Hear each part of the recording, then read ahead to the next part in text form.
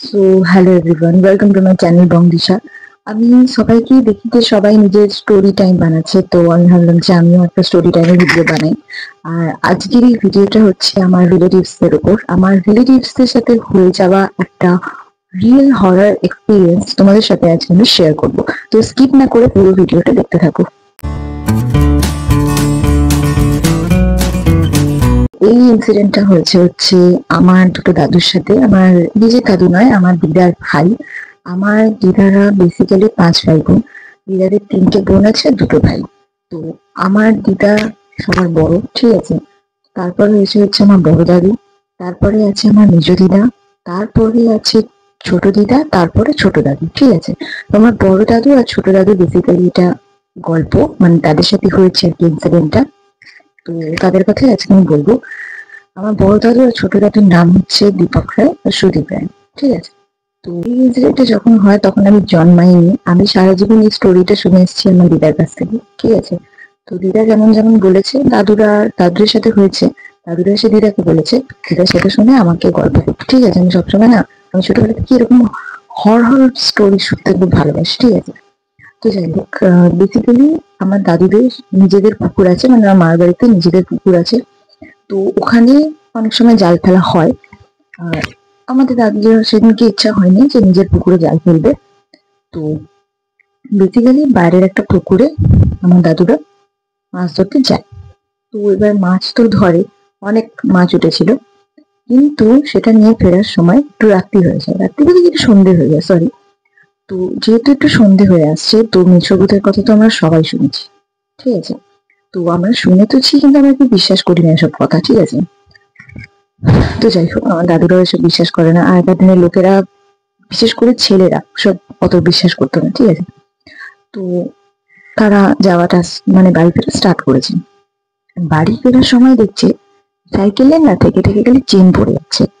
নয় চেন পড়ে যাচ্ছে, আর নয় মনে হচ্ছে সাইকেলটা একটু পেছন থেকে ধরে রেখেছে, ঠিক আছে।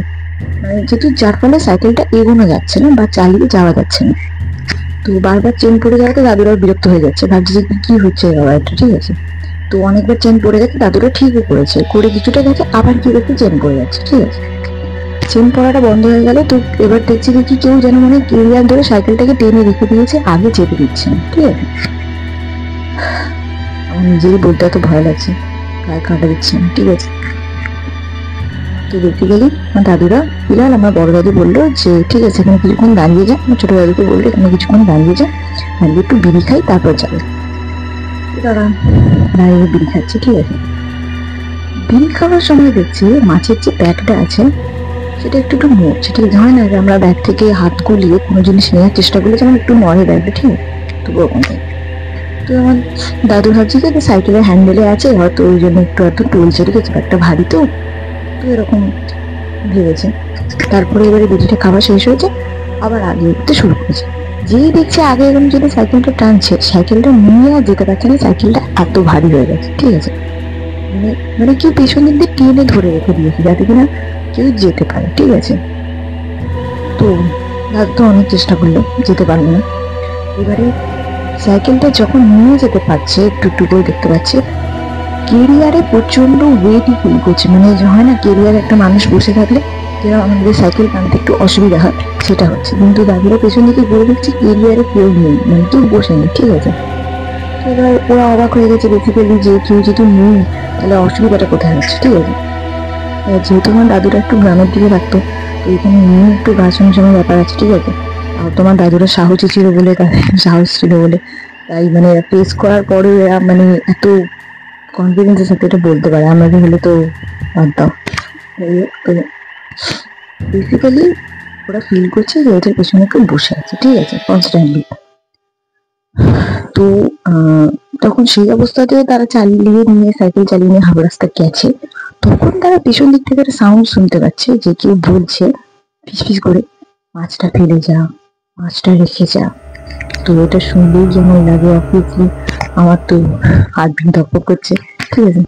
তো দাদুরা এই কথায় কান দেয়নি, ঠিক আছে, ভেবে যত কেউ পাড়া হয়তো কি জার্কি মারছে। তো সাইকেল আবার রং করে চালাচ্ছে।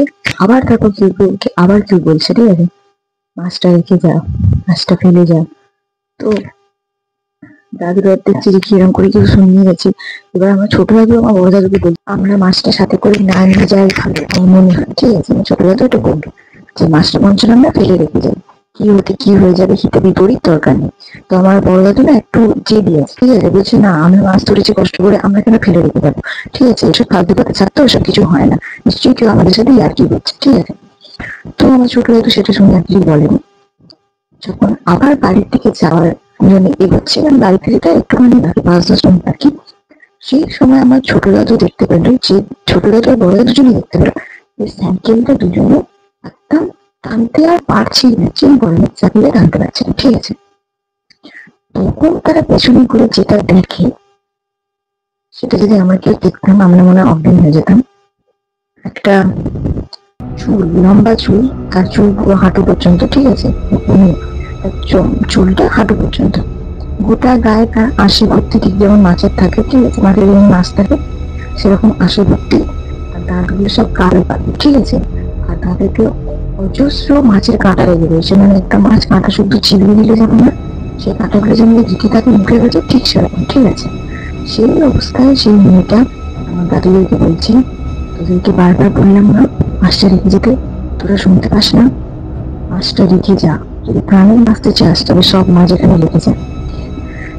সেই দৃশ্যটা দেখে আমার ছোট দাদু শুধু মনে, তারা তো তখনকার দিনে মানুষ ছিল আগেকার দিনে, তারা তখন শুধু মনে মনে রাম রাম রাম রাম রাম রাম রাম করছে। ঠিক আছে, তো আমার দাদুকে তখন ভয়ে ছুটে একটু এগিয়ে গিয়ে ছুটে লুকিয়ে পড়েছে। ঠিক আছে, লুকিয়ে লুকিয়ে আমার দাদুরা দেখছে, মানে আমাদের দাদুরা এত সাহস ছিল, ঠিক আছে, লুকিয়ে লুকিয়ে আমার দাদুরা দেখছে ও ব্যাগ থেকে মাছগুলো বের করছে, ছোট মাছগুলো যে বড় মাছ রয়েছে মুখে করে বের করছে, মুখের মধ্যে করে দিয়ে খেয়ে ফেলছে। ঠিক আছে, চিপে চিপে খেয়ে ফেলছে কাঁচা মাছ। ঠিক আছে, সেইটা দেখে আমার দাদুরা যেখানে লুকিয়েছিল সেখান থেকে এক ছুটে বাড়ি চলে গেছে। ঠিক আছে, একদম ছুটতে ছুটতে বাড়ি এসছে।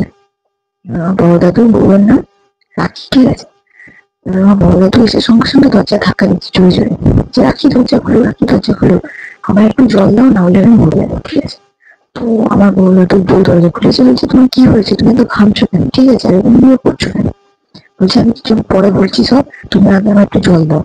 তো আমার বড় দাদু বউ জল দিয়েছে। তখন যেটা জিজ্ঞাসা করছে আমার বড় দাদু বলছে তোমার কি হয়েছে। ঠিক আছে, তখন আমার ছোট দাদু বলছে যে বৌদি, আমরা যা আজকে দেখেছি আমরা আর কোনোদিন সন্ধ্যের সময় মাছ নিয়ে বাড়ি ফিরবো না। ঠিক আছে, সন্ধ্যের আগে মাছ নিয়ে চলে আসবো, যদিও খুবই মাছ আনার থাকে। ঠিক আছে, মানে মাছ ধরতে যাওয়ার যদি থাকে, কেনার ব্যাপারটা আলাদা, বাজার আমরা বেসিক্যালি সকালবেলায় করি, কিন্তু মাছ তখন ধরতে যেতে যেত দাদুরা বিকালবেলা করে যেত। তো এবার যদি মাছ ধরতে যাইও তাহলে সন্ধ্যের আগে ফিরে আসবো। ঠিক আছে, তো এই ইনসিডেন্টের পর থেকে দাদুরা আর কোনোদিন বিকালবেলা থেকে মাছ ধরতে যায় না, যদি যাইও তাহলে সন্ধ্যাবেলার আগে ফিরে আসার চেষ্টা করে, আর সবসময় সন্ধ্যাবেলার আগে ফিরে আসে। এই জন্য বলে না যে জিনিস আমরা চোখে দেখতে পাই না সবসময় যে সেটা বিশ্বাস করা যায় না, এমন কোনো দিন নেই।